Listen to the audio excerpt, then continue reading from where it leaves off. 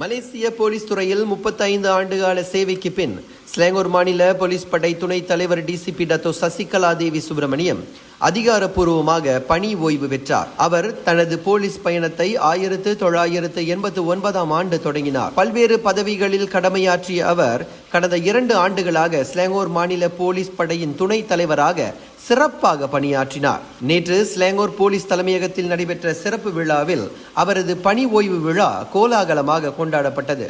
இந்நிகழ்ச்சியில் ஸ்லாங்கூர் போலீஸ் தலைவர் Dato Hussain Omar Khan, பல்வேறு உயர் அதிகாரிகள், குடும்பத்தினர் என பலர் கலந்து கொண்டனர். சசிகலா தேவி என்பது பெயர் அல்ல, அது ஒரு பிரசித்தி பெற்ற தலைமை பண்புக்குரிய அடையாளம். அவரது சேவை நெடுங்காலம் போலீஸ் துறையில் நினைவு கூறப்படும் என்று டத்தோ உசேன் தமது உரையில் தெரிவித்தார். பணி ஓய்வுக்கு பின் அவர் சமூக சேவையில் ஈடுபட திட்டமிட்டுள்ளார். சசிகலா தேவி ஒரு வீரத்தின் காவலர், ஒரு சிறந்த பெண்மணி. சிறந்த முறையில் பணியாற்றிய அவருக்கு நம்பிக்கை தனது வாழ்த்தினை தெரிவித்துக் கொள்கின்றது.